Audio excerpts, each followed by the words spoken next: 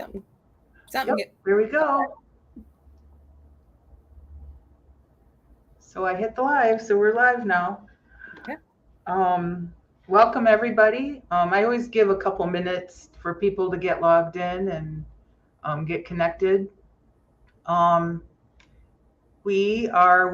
have Jessica Trotter with us today, and we're going to do a program about called the Snapshot of 1950 back in April. And I think Jessica might do a better job at explaining this, but in April, the 1950 census came out, which was a huge thing in the genealogy world. So I thought it would be fun to have a program and have somebody talk to us a little bit about the 1950 census. So Jessica has been with us before. So welcome, Jessica.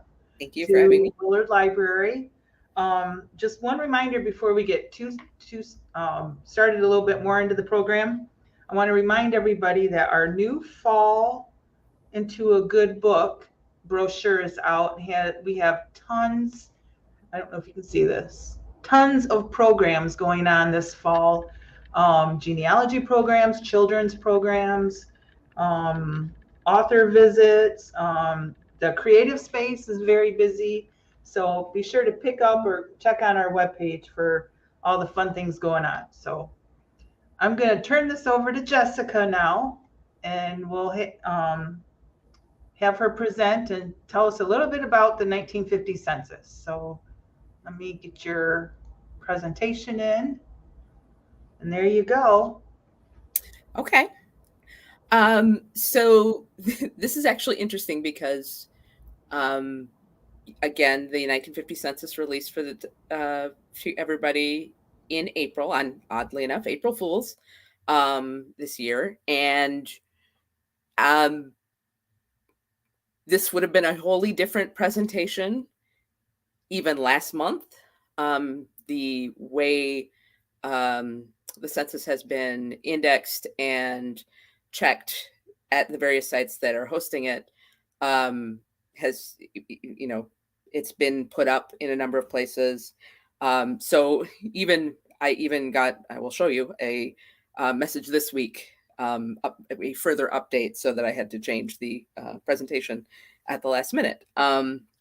But so what we're talking about, if you're not familiar with the census, I know most of you are. We have the U.S. population censuses every 10 years since 1790, and our 1950 was released in April 1st, 2022. And the way this works is there's a 72-year hold on the census releases due to privacy concerns. So like 1960, as the slide says, isn't going to be out until like 2032. So this has been something people have been sort of really waiting on. And this is I would have to say probably the second release for me that I've been just sort of really excited about and enough into genealogy to sort of be waiting for it and ready for it when it came. The way this has worked, this particular census is in some ways very similar to the 1940 census, if you've already used that. I'm really going to walk through in this presentation what's being asked. I'm going to talk about just searching the census in general, some really tips that are really applicable for any of them. Kind of let you know where to find these, the census, the 1950 census online or in their library. And so I think I want to start with what they're asking. And a lot of this information that I'm going to be kind of going through, and I'm going to show examples, is actually straight from the National Archives website, because they have a nice list of the questions. But it's interesting to kind of get an idea of what they're asking and then come back and actually look at the census as an example of the census. So I'm just going to jump right in. Very similar to previous census, we've got name of the street that people live on, house number, serial number. So if it's an apartment, if it's a part up or a lower, or postal code, one or two for the same building. They wanted to know if people were living in a house or a ranch, or excuse me, a house on a farm or a ranch. So they wanted to know if they were rural. They would also, there was an agricultural census as well. So that's a whole separate questionnaire. Obviously, their name, relationship to the head of household, race, sex, age at last birthday. You've got your marital status, state or country of birth, and the naturalization status. So if they were foreign born, and you can see kind of on this slide the abbreviations that they're supposed to be using. Let me stop very quickly and say, for every census, I would actually go looking for the actual questions that the census taker was, actual instructions for the census taker. Again, and there is a handout that is going to be shared somehow. It's going to get, I'm not sure if it's already up or not, but I do give the web address for the 1950 site for the National Archives. And there's frequently asked questions. There's a link to the instructions for the census taker and different information about the questions. So if what I'm saying doesn't make sense for you, running out to that site is another good place because they are effectively in charge of the 1950 census. So I'm going to I've given all of this, and I want to show you kind of an example of this part. So this would be this is Kent County, Plainfield Township. We have shown, I've looked for Albert Packer, who was my grandmother's uncle. And he, at this point, is 80 years old. His wife is still alive and 79 years old. We've got Agnes. So on this, you can see their street address. If you could see along the lines, there actually would be, I think I cut off the actual street name. But is this a house or a farm? Rural? Yes. Is this house on a farm? Yes. He is doing chores on his farm. He's the head of his household. They've got a wife. They're married. He was born in England. She was born in Canada. And you've got the other information that I've kind of covered here. And I actually only went up to naturalization status. So this is the area that I'm kind of pointing out. And we were just ahead of pushing live. We were talking about looking around, and this is a tip I'm going to tell you about more later, but this is a good example of it. Do always look up and down and forward and back a few pages at the very least. Even in the 1950 census, we're still, even now, we're still a group of people, or we're still people who group.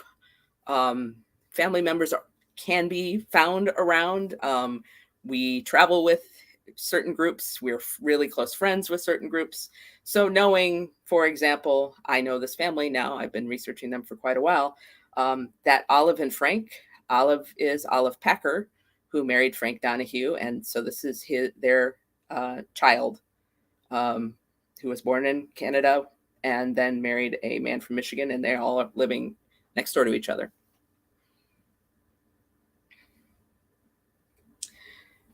Further on the page, we've got, was this person working?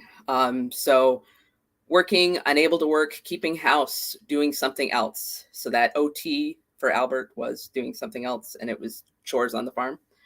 If H or OT, did this person do any work at all last week? If no, there's a lot of if clauses in this particular one. Was the person looking for work? Even though he didn't work last week, does he have a job or a business? If they worked, how many hours did they work? They're really trying to get a handle on who's working, how are they working, where are they working?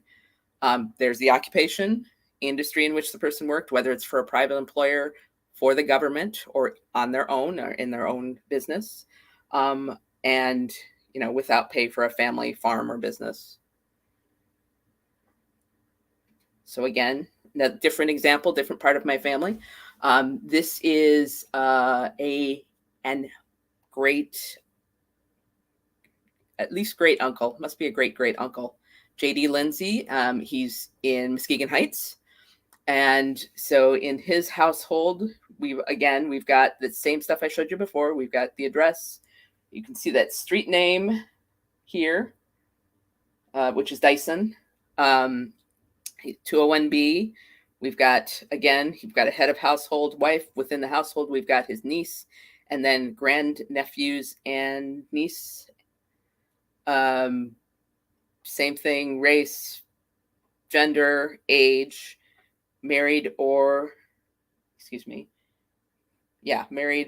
never married. So that's an NEB. We've got where people are born. This is blatantly false because this is a man from Arkansas, not Wisconsin. And I'm not quite sure. This is one of those, you find things that you're not quite sure how they start. If you work backwards through the census with this particular person, he suddenly one year becomes born in Wisconsin, and it's same wife reporting these things. So I'm not, or not same wife. Somebody in the household is reporting this all the way through. Though he getting out of his family, he was always shown as being born in Arkansas. She's born in Arkansas. Children are born in Oklahoma. The youngest of the grandnieces is born in Michigan. Again, we've got a different kind of job. The OT. He's a core dipper at an automobile plant, parts manufacturer. So there's this information about, did the person do any work last week?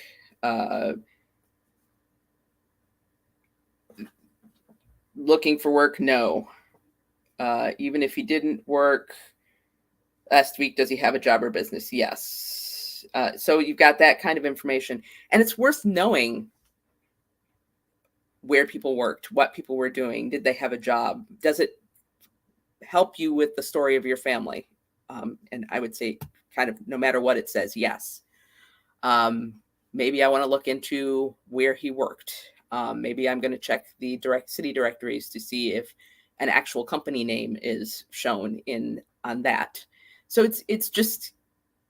it's both the basics of the census in that it gives us an idea of age, family groups, but it's also what did they do, what were they doing in these different snapshots. And that can also all be useful hints for finding more information for the family. Okay, and the next set, we have sample lines on this particular census. So I'm going to back up and just say really quick, these are the sample lines. So 4 and 9, that's what these bump outs are saying. It's a sample line. They are not consistent on the pages. So that's also interesting. Was he living in the same house a year ago? Was he living on a farm a year ago? Same county? If no, where county or country or state were they in? So if you got people moving, this is really useful to kind of, as useful to me as the knowing that you have that family that, whether it's true or not, you've got a Wisconsin birth, an Arkansas birth, some Arkansas births, some Oklahoma births. That was on the previous page. You can see movement through that as well. It asks what country were father and mother born in, highest grade of school they attended. Did they finish that grade? Has he attended school at any time since February 1st? So this, again, it's more details, but only for a smaller group of people. And I think I'm jumping back to Albert in this case. Yes, Albert Packer. So again, this is my grandmother's uncle. And we have, again, you've got that note that this is the sample line and he's on it. So if he's on the sample line, you jump down to the relevant line. So it's number 24 and number 24. So was he living in the same house a year ago? Yes. If no, he would have answered this differently. So you've got that person a couple ahead on line 14. They weren't living in the house a year ago. He wasn't living on a farm, and he was living in the same county. So that's the kind of answers you're getting here. Father and mother's place of birth, England. Year 12 and completed in terms of schooling. And then he's 30 or over, so he hasn't been in school recently. And for persons, oops. Did I jump this one? Yes. And then the next set of questions, so I would be moving into this box in here, is if yes to 17, how many weeks have they been looking? If yes to 17, so back up on the top of the page, how many weeks have they been looking for work? Last year, how many weeks did they work? So they're really trying to get a snapshot of what people are doing, how they're doing it, what they're making. It's asking for the income for the household. So it asks both what the person makes and what the household makes, other people in the household makes. Last year, how much money did the relatives in the household earn? Last year, how much money did relatives in the household earn in their own business, professional practice, or farm? How much money did his relatives receive from interest, dividends, veterans allowances, pensions, rents, other income? And did they ever serve in the armed forces? With more broken down in there. So same thing. We've got, this is Fred Elliott. This is Aunt Rachel. Rachel is my father's half aunt, and who actually, she never had any children, but she borrowed him when he was a toddler and kept him for almost a year. So she's just sort of an interesting person for me to look into because she did have a hand in raising my dad. So this is before that, her and her husband. Again, you've got that same sort of header that you normally get, and it's Fred that's actually the highlighted sample person. Again, you've got him, he's working, he's doing barber work, this was interesting because it's the first time I knew he had been a barber, but I'd never seen anything saying that he had been. He's working in a shop.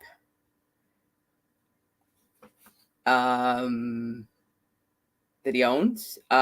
He lived in this household before. His parents are from the US. He's only completed he didn't complete 4th grade. 4 years of schooling. And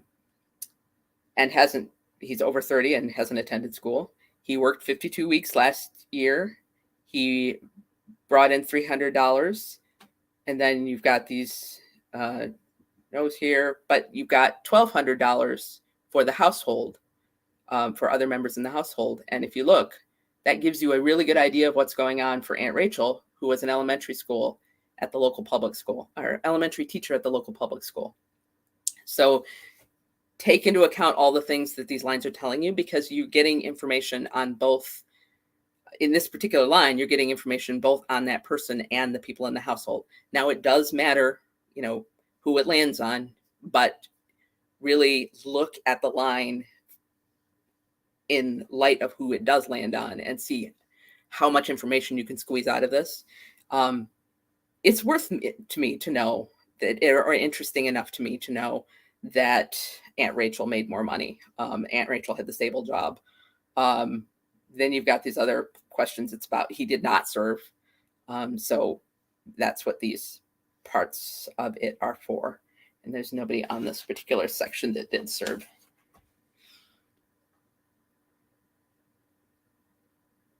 Okay. And then there is one more set of sample questions, and this is for the person on the last sample line on the page. There's one person per sheet that gets this one extra set of questions. And again, if the person worked last year, is there any entry in? Okay, so it's a work-related question. I'll show you. What kind of person did this person do in his last job? What kind of business or industry did he work in? If he was ever married, has this been married more than one time? How many years since the person was last married, widowed, divorced, or separated? If female and ever married, how many children has she ever born, not counting stillbirths? So again, more detail, one person. In this particular case, I'm sitting on Etta Hemphill. Etta was my great grandfather's stepmother. That particular part of the family gets really complicated really fast. But she is the person, she's on the sample line on number 30. She, you get, again, all that same information at this point. She is a 77-year-old woman. She's married. She got, she lived here before. Her parents are from the U.S. That's only 2 years of schooling. No, she has, excuse me. And she's got, everybody answers these ones, but it's this one. What kind of work did the person do in their last job? Farming, on a farm, own farm. And she has been married, and she was married in 1904, and she had 10 children. This is not uncommon in my Arkansas farm families. And she's also was married multiple times, which is one of the questions right there. And if this was a guy, none of that information would be filled in. If this is a person under a certain age, none of that information would be filled in. It's really hit or miss and where people land on the page. All right, I'm gonna keep going. I blew that up. Yeah, I thought it. So it starts to get small and busy in that corner, more so. So that's sort of a walkthrough of the normal form. Note I said the normal form. I'm going to talk about another form later. But this is the one that most people are going to see. Most people are going to have. You can find the census at this point on the National Archives, on Family Search, and on Ancestry and Ancestry Library Edition. I will say, I'm going to talk about the first two, but the easiest search for people right now is through Ancestry. All of the services have their quirks. Everything is a little odd. There's pluses and minuses to them, but just for ease of use right now, Ancestry is the place to kind of do your searching. Depending on, there's states in Family Search that are complete, but there's many states in Family Search that aren't. So I'm going to go from there. We've got the National Archives. Now, again, there is a handout to go with this presentation, and I have links to the National Archives and Family Search census sites. When you get to the NARA website, there is a whole page of information about and links to more information about the 1950 census, but there's always also just a place to go and search it. It is a very, very rudimentary, clunky search. It is not where I would go if I were you, but I want you to know that this is where it started. This was the easiest thing to use from day one. But it's, basically I can do a search. It's artificial intelligence indexed. It's not that good.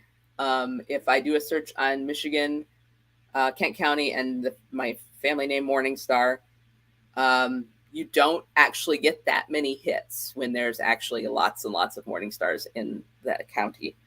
But this is what it looks like. You'll get basically a listing. This would be the header for each section. Their enumeration district, so that grouping that the census person went through or was assigned, the state, the county, and the names. And this is, Floyd is right on the bottom here. And again, same forms that I have used throughout. I'm just giving you a little bit to sort of give you a feel of what this looks like. If I do the same, a similar search, I can do a search on Trotter, for example, which is my last name. And the fun thing about this is in 1950, there must have been hundreds of trotters, again, farm families. My grandfather was one of 13. 14. Not everybody survived to the 1950 census, but still, there's a lot of trotters.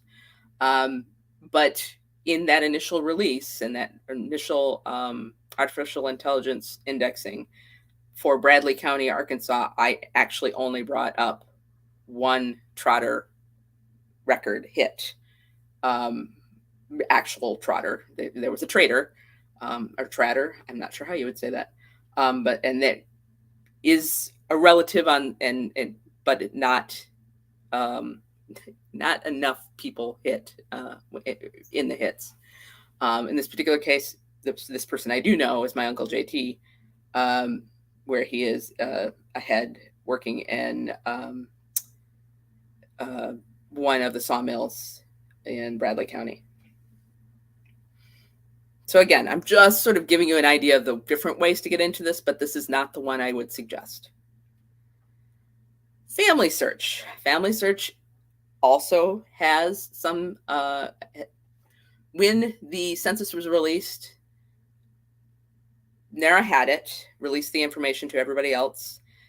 Each site, in this case, Family Search and Ancestry, had the opportunity to use their own artificial intelligence against it, as well as whatever indexing they wanted to do. So Family Search actually asked for volunteers, and has been going through, and volunteers have been going through and checking the indexes. So again, Family Search, if you're not using it, you need to go use it and play with it. But we're just talking about 1950 today. So I'm going to click in. This is what I saw, I think last week. I think as recently as last week, I updated this. And this is what they were saying was completed.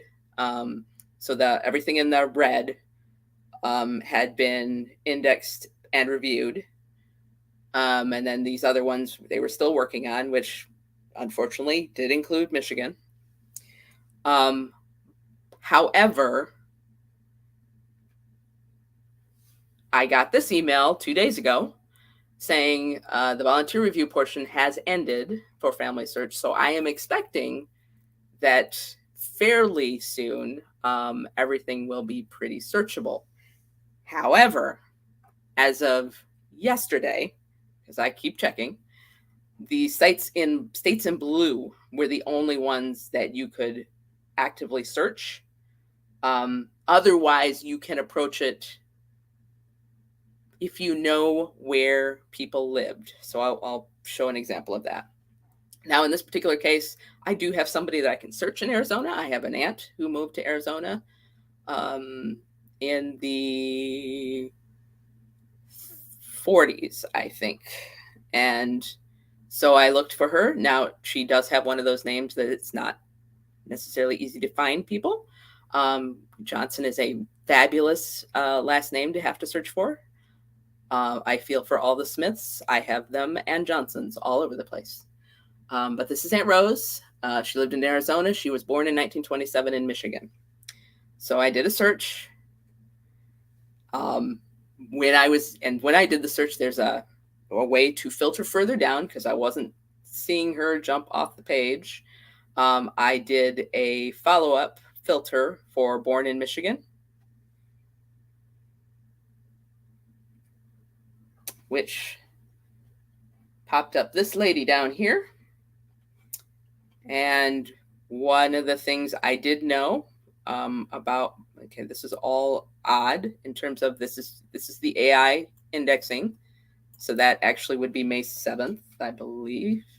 No, it was April 7th.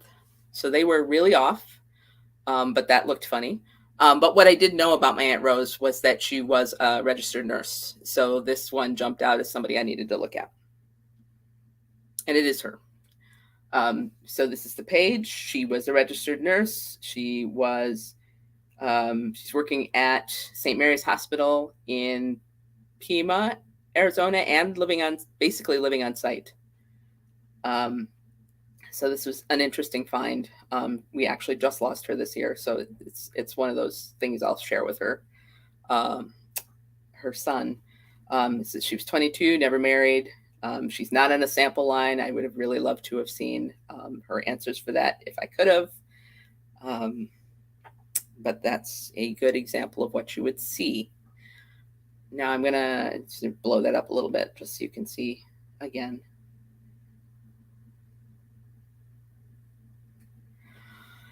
Now, the other thing you can do is look by, it's that enumeration district.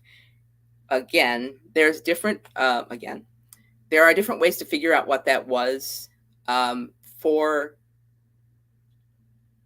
and I didn't want to spend a whole lot of time on this because, again, I think there are better ways, better uses of your time and better places to find the information. But if you really would like, there's thorough explanations of enumeration districts and how to kind of figure out where your family would be. But this is an example of, I've got family in Kent County, Michigan. Obviously, I've talked about them already a bit. On this family search page, you can refine your search and get, it'll narrow you down to Kent. And then you can see under this, it gives the ED number, and it gives a bit of a description of what this, what the boundaries are that it's including here. And for me, it depends on the community you're researching. A lot of my family lived in the city of Rockford. So just kind of shooting down the list for that would be useful for me. If you've got family members in Grand Rapids, that's an entirely different thing. It's giant. It has a number of districts. So you really do want to kind of use various resources. There's Stephen Morris's site.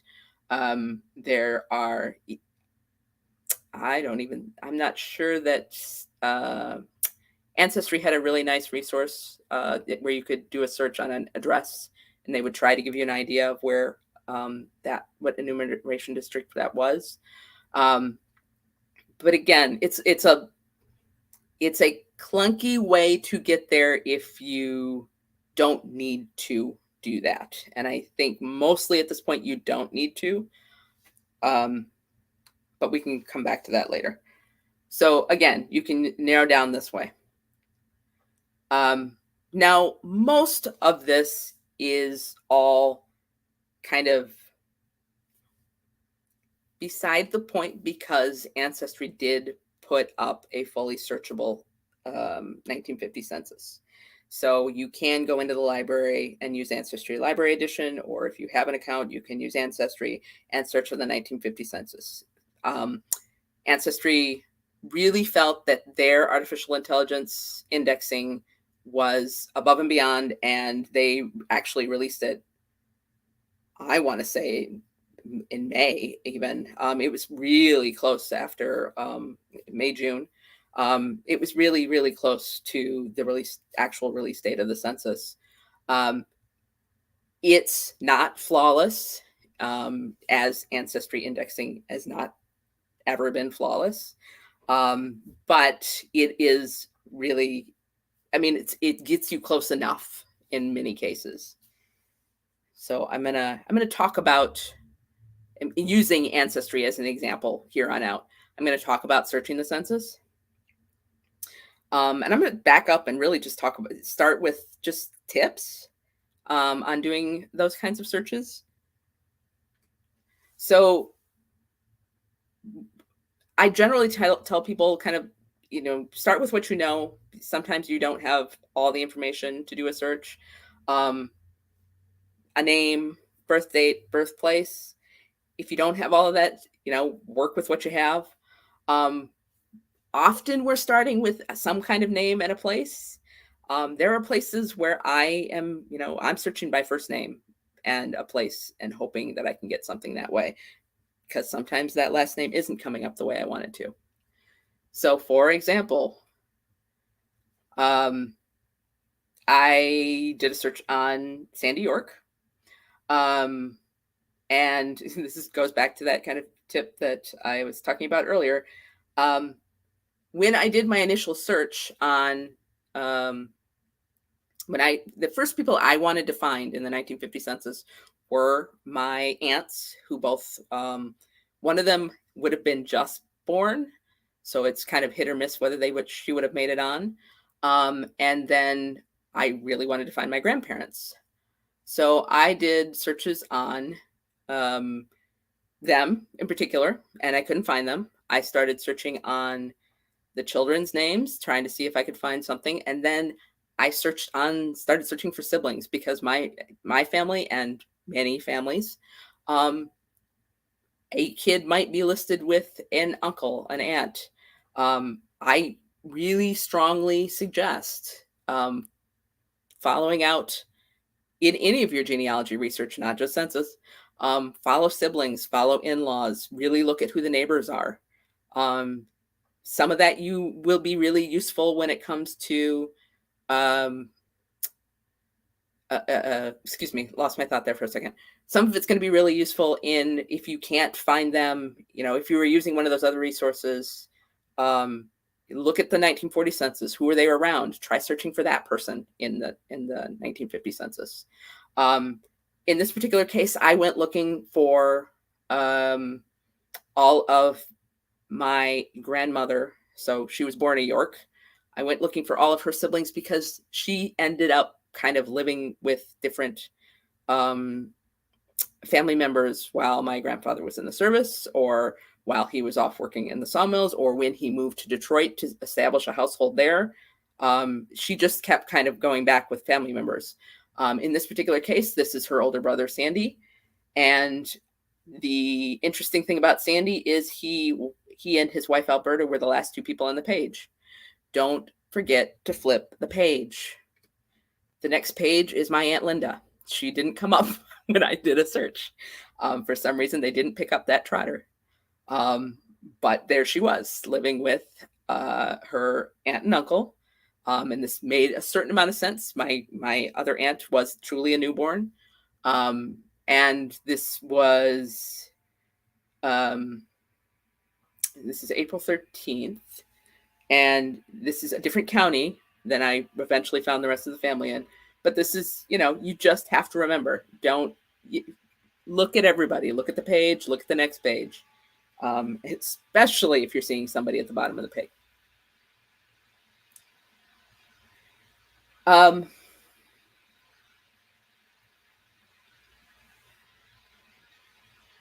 This is another example of, this is just the same further comment. This is a page of people. There's a few things to kind of keep in when you look at a whole page to take into account. What's everybody doing? Are they all farmers? Are they all from the same place? This is actually an example of everybody's from Arkansas. Everybody's born in Arkansas. This is a farming portion of the family. If I had pulled out on the page of Sandy and Alberta, you would have seen all the lumber employees. You just really think about the environment that your family is living in.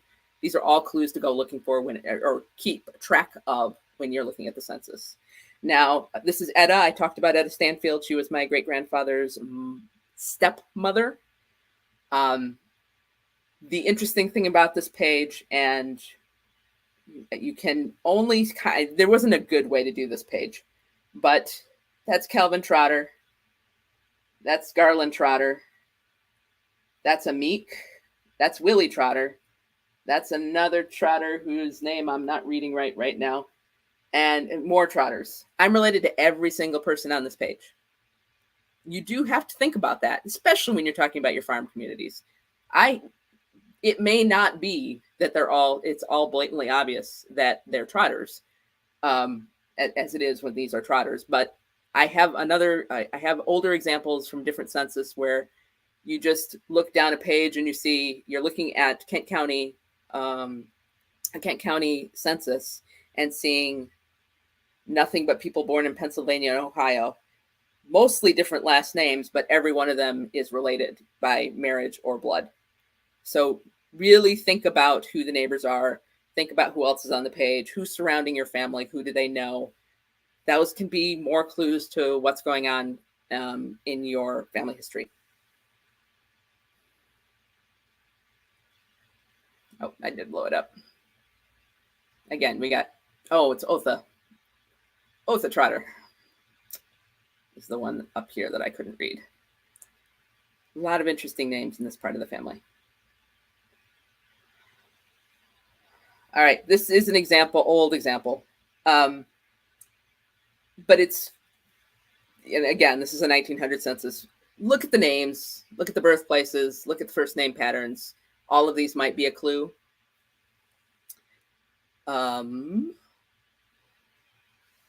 If you can't find them, search for first names, maybe. Try something like that. Sometimes you don't have an odd enough first name. I know I've got that Johnson family is mostly Williams. So William Johnson. I have more William Johnsons in my family than I care to admit. However, in Dad's family, I've got my grandfather's name was Levi. My grandmother's name was Elnora. They're not truly uncommon for the area, but they're not William, or John or James. So it is something worth trying. In this particular case, I had to wait for ancestry. I could not find them in any of the enumeration districts I tried, and I tried, I think, all of them. So I don't know how I kept missing them, but I finally found my grandparents, Levi and Elnora, by searching on her first name, and realized that they are indexed under the name Liveter, Liveter. That's what this thing is pointing here, is what Ancestry indexed them as.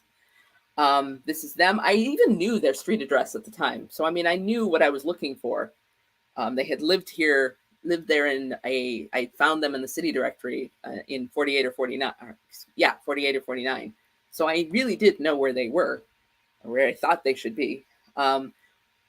But the fun things about this are, a couple of fun things about this. We've got Aunt Linda again. So this is the next month in a couple counties over. She's enumerated with her parents as opposed to her aunt and uncle, along with the baby, who's my Aunt Brenda. And then also, I was surprised to see that they were living, that my grandfather's sister was living with them too.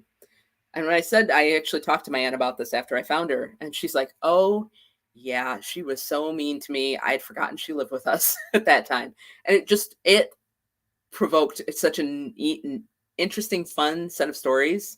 Not necessarily flattering for my great aunt, but still a fun set of stories, and reminiscing with my aunt that was really neat. And very interestingly, she's the one. It's not as interesting. It would have been much more interesting if she had been older. But it's my great aunt who is actually on the sample line.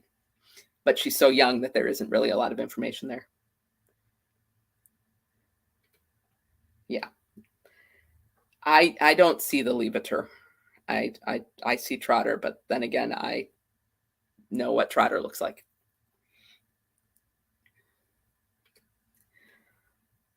Again, look at the whole page.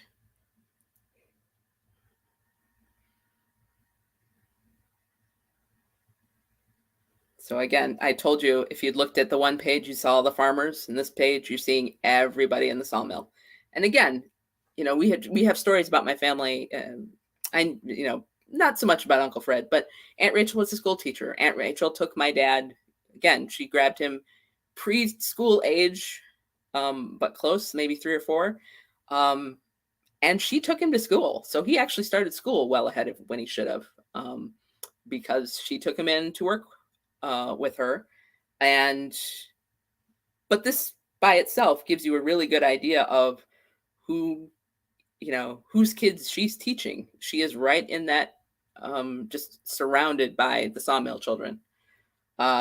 You got a few laundry people, and that's actually a change since in the 10-year period, because in the 10-year period, she was literally the only other job on the page in the 1940 census. So really look at these things, look at the whole page, look and see, look into the community. These are all things that are important.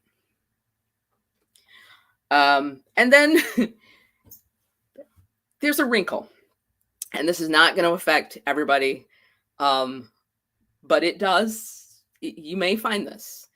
The Census Bureau also decided in 1950 to test self-enumeration. That's hard to say. So there's a special form that was mailed out, and people were supposed to mail it back to them. They didn't do it in a lot of places, but it did include Ingham County and Livingston counties in Michigan, and also another place in Ohio. The fun thing about this is it doesn't preserve all the information that you have for the people who the census taker went around and talked to. You don't get the address information. And this is particularly kind of appalling for me. I'm working with a Lansing area genealogical society and we're looking at the 1950 census and realizing we can't recreate as easily the community as we thought we would be able to, because you lost all that address information. So all we can do is kind of take this and our city directories and line them up and hope that that's kind of the way it worked. Because that page has just been, it was never microfilmed, and then the actual paper forms were shredded. So this is the different form. This is a Lansing example. This is one of the African-American families, a noted African-American family in Lansing, Michigan. And we've got a lot of the information that it does ask for in the other form, but there's stuff missing. But you've got, it's just sort of read down. You've got parents were from Canada, parents born in Illinois. You've got it. So it's a reading down. This is the mother, a son, wife, keeping house, janitor, homework, housework. So it's just different, and a little unfortunate in terms of the address information. To sort of give you a closer look at this, it does give marital information. It does give wow. Okay. Yeah, it does give the all that initial information that it asked for is there. And then here's the bottom for those people.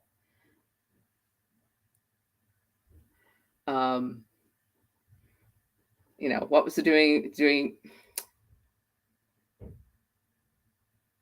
What were they doing last week? What, did the person do any work outside of the house last week? Was the person looking for work if they weren't working? All that. It's a different, slightly different form. Okay, so I purposely kind of kept this so that we can do a little bit of questions if you have them. But I want to kind of, again, reiterate that there is a handout, and it does talk about the wrinkle in the added problem of the experimentation with self enumerating. The Ohio places it's largely Franklin County, Ohio, but there were other places that got a hold of the form and the census taker used that different form. So that's another little hitch for certain parts of Ohio. And again, there's a link to the frequently asked questions about the 1950 census on the NARA website. And there's also actually a bunch of webinars that their specialists went through and created heading into and after it was released. So there's a lot of information, but the biggest tips that I want people to kind of come away with and remember that take this everywhere. I mean, not just the 1950 census, but again, within the census, look before and after and pages before and after. Don't forget to look for siblings, look for family friends, check the 1940 census, see who they were beside, and see if maybe possibly they're with, search for some of those people if you're not finding the people that you're looking for. Know that Ancestry released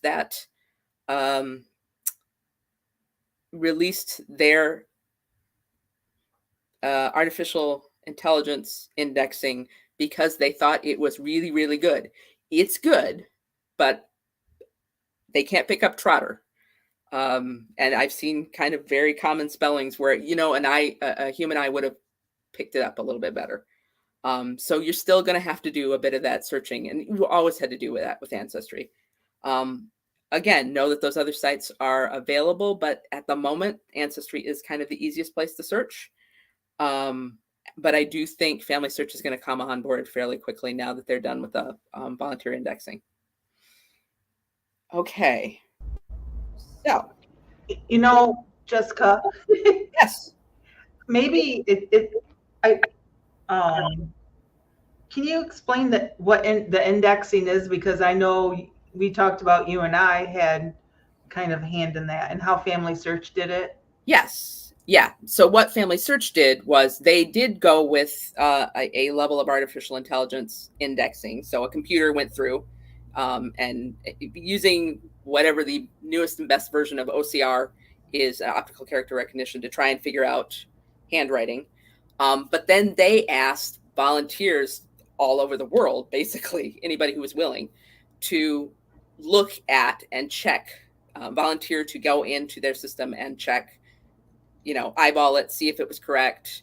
And then you could do households, you could do, I can't remember what the other groupings were. You could be the second check on things. I mean, there were different levels of the volunteering, but, it was a relatively easy, fun way of getting a look at the census ahead of time. You could pick the area that you wanted. I mean, I did a bit of Michigan and I did a bit of Arkansas. Because they just sort of wanted to see. And that's the project that they completed. Actually, I got an email saying they completed this week. So that's kind of how that worked. Yeah. Go ahead. For me, I could pick like Battle Creek area, and I could use our city directories to maybe confirm, like, yep, that's how you spell it. And you can confirm the spelling. So, and I was always thinking, I got to be sure this is right. So if a family member was looking for that person, it was spelled correctly. So yeah, I liked how Family Search got everybody involved. Yes. And they had societies sign up for sections. They had communities sign up for sections. So it was really, it's a neat group effort. That said, it took time, and it takes time. It's going to be more accurate. In the end, they're going to be more accurate. I have no doubt about that. Yeah. But at the moment, they're not as easy to search as. And I did have one comment from one of our library guests that said that she's been looking in Livingston County. So I'm glad you pointed that out. I'm so sorry. Like I said, it didn't. I have another friend who's a professional genealogist and also works with the society that I run, and we had gone back and forth, and we were looking for these people in the 1950 census, and we kept looking at this form and thinking, what is this?